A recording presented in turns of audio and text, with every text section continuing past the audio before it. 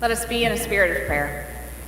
O God, may the words of my mouth and the meditations of all our hearts be acceptable in your sight, our rock and our Redeemer. Amen. Change is hard. We all know that, but when change stares us in the face and we need to respond, more often than not, we prefer to keep things as is. One of the places I am most looking forward to visiting in Jerusalem is the Church of the Holy Sepulchre, a church that does not do change well. In fact, they take the cringeworthy phrase, "but we've always done it this way," to a whole new level. This church is venerated as the site of the crucifixion, burial, and resurrection of Jesus, and it's probably the most sacred pilgrimage site for Christians in the Holy Land, if not the most sacred pilgrimage site for Christians, period. People come from all over the world to gather in this holy space and witness the transformative power of God's love. Now, this has been a difficult week. In the wake of the shooting at the Pulse nightclub in Orlando, it was mostly young, gay, Latino men who died while dancing on a Saturday night. It's also been a week where we've witnessed the power of community, of people coming together to mourn and to honor those lives lost. It's been a week where demands for action on gun control have come from those vigils across the country and from the floor of the United States Senate itself to ensure that these massacres stop happening in our country. One life lost to gun violence is too many. Enough is enough. It's been a little over a year since 9 African-American churchgoers were gunned down at Mother Emanuel in Charleston as they sat down to study the Bible together. And not that long since Newtown. And we could go on and on with all the gun violence we have witnessed of late. After our vigil concluded, I spoke with some folks who were just thankful to have the space to come together as a community on the green. Rabbi Jaffe estimated that we had 250 people in attendance on super short notice. I had Diane and I had Lisa help me with the candles. Those were our Christmas Eve candles that you all held if you didn't know. And I thought, well, let's make 100.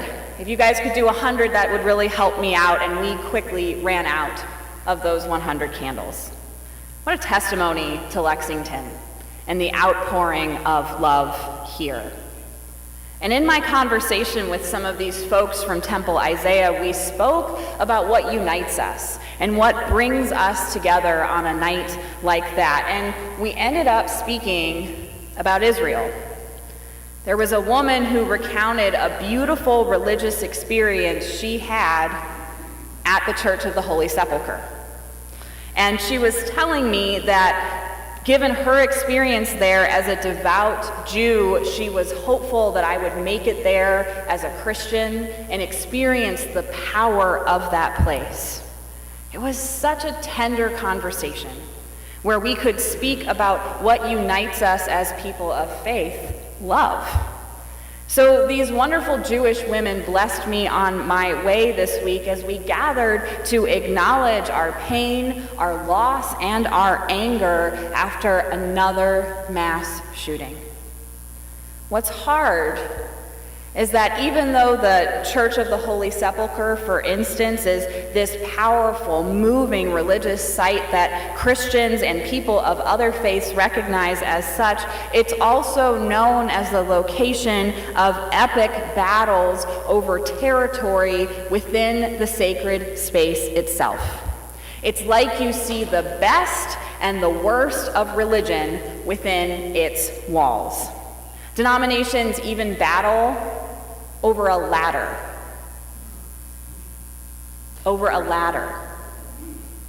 Under a mandate from 1852, the care of this church is shared by no less than 6 Christian denominations: Greek Orthodox, Armenian Apostolic, Roman Catholic, Coptic, Ethiopian, and Syrian Orthodox. The church is carefully divided into sections. If you could imagine our church, it would be like our sanctuary. You know, this is the section for the Cavs fans, go Cavs. That is the section for the Celtics fans. This is the section for the Warriors fans. We won't talk about that. But you know what I'm saying? Like, it would be like dividing the church into sections. Obviously, denominational divisions. We're all the same denomination here. But can you imagine that? Your sacred space being divided into sections. And some of the sections are held in common, but others strictly belong to one denomination. And there's a really complicated set of rules that even govern how people can walk through the various sections on what days. Some of the sections are hotly disputed. Arguments and even fistfights erupt within the sanctuary of this church if you invade my territory. So one area that's been a big controversy is a small section of the roof. And this section of the roof is disputed between the Copts and the Ethiopians. A Coptic monk at any given time will sit on the roof in a chair in a specific spot to express their denomination's claim on this part of the roof.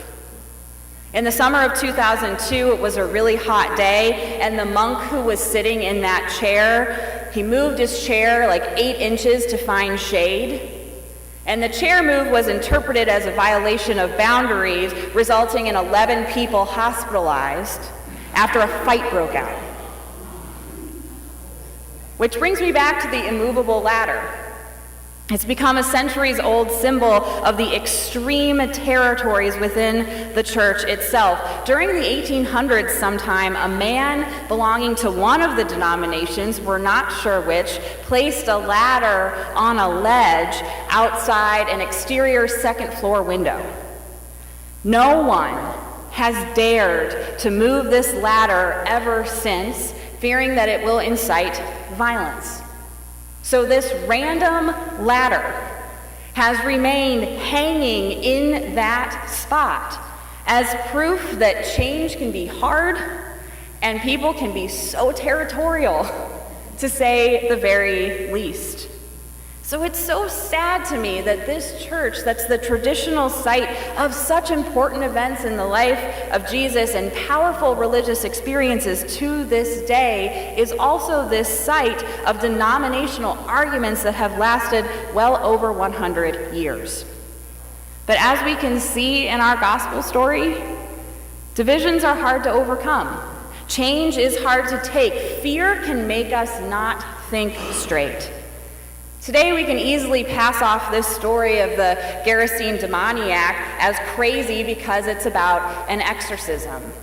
It was the first time Cynthia has been a liturgist at Pilgrim, and I apologize to her that she has the craziest first liturgist text ever about the Gerasene demoniac and the herd of swine and an exorcism.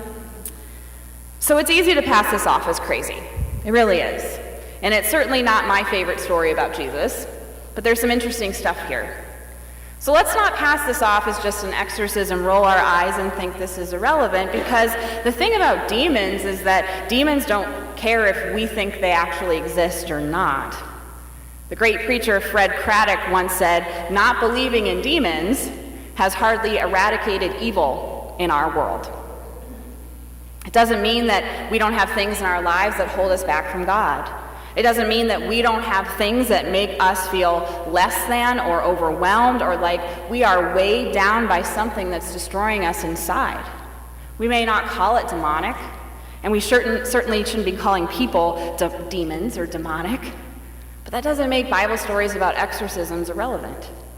Not believing in demons doesn't mean there's no evil or there's no suffering in our lives or in our world.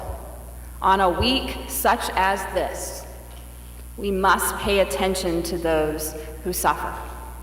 Our Christian faith compels us to reach out in love. That's why the president of the United Church of Christ, Reverend Dr. John Dorhauer, was on the ground this week in Orlando to offer support to the GLBTQ community in a way that other expressions of Christianity won't. In fact, some Christians this week have condemned GLBTQ people as normal, living immoral lives, being abominations. You've heard all of that rhetoric this week, too. The Westboro Baptist Church, which is a hate group, let's be clear, has started to picket the funerals of these mostly young, gay, Latino men. And it's been other Christians, sometimes dressing up as angels with wings to block them out, who have been the true, I would say, Christian witness on the ground. I think we have to offer a different view of Christianity in the United Church of Christ, and our voice right now matters. We have to shine our lights. So, however we understand exorcisms or demons, we can't hide from evil or suffering. We can't deny that people are hurting in the wake of a truly evil action targeting a minority community. We can always show forth love and proclaim that love is love. Stories about Jesus exorcising demons are really about healing and transformation at the end of the day. About helping people who suffer to experience wholeness by meeting people where they are and just loving them. No strings attached, no conditions that need to be met, just loving them. At the end of the story, the man who had been on the outskirts of his community, living in the tombs, naked, sometimes under guard and bound with chains and shackles, is healed. And Jesus restores him to his home. Return to your home and declare how much God has done for you. As soon as Jesus stepped into the country of the Gerasenes, the man with the demons was right there in front of him. Jesus stepped out of the boat opposite Galilee, and he wasn't on his home turf anymore, and encounters someone in deep spiritual pain. And Jesus doesn't leave him where he found him. He helps him out. It's like a story once told on The West Wing, one of my favorite TV shows ever. This guy's walking down the street when he falls in a hole. The walls are so steep he can't get out. A doctor passes by and the guy shouts up, "Hey you, can you help me out?" The doctor writes a prescription, throws it down in the hole, and moves on. I know you would not do that, Tom. Then a priest comes along, and the guy shows up, and the guy shouts up, "Father, I'm down in this hole, can you help me out?" The priest writes out a prayer, throws it down in the hole, and moves on. I would hope that I would not do that, too. But then a friend walks by. "Hey, Joe, it's me. Can you help me out?" And the friend jumps in the hole. Our guy says, "Are you stupid? Now we're both down here." The friend says, "Yeah, but I've been down here before, and I know the way out." Jesus was no stranger to adversity.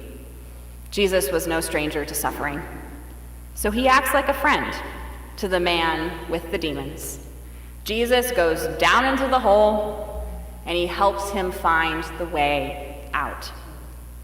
The reaction of the people, of the crowd, to this healing is fascinating, and it's so sad. The people see the man healed, and they ask Jesus to leave them alone because they're seized with great fear. Jesus gets back in his boat and returns from whence he came, knowing that the man could at least return home and be restored to his community. But he freaked everybody out by climbing down into that hole to help that man be restored to God, to himself, and to his community.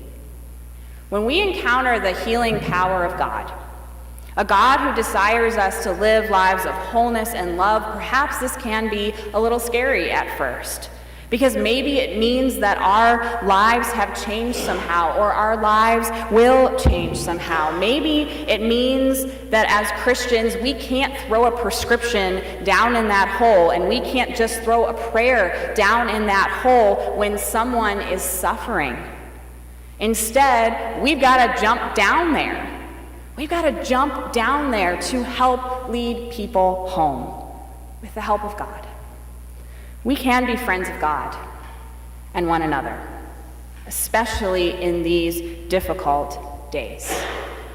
May it be so with us. Amen.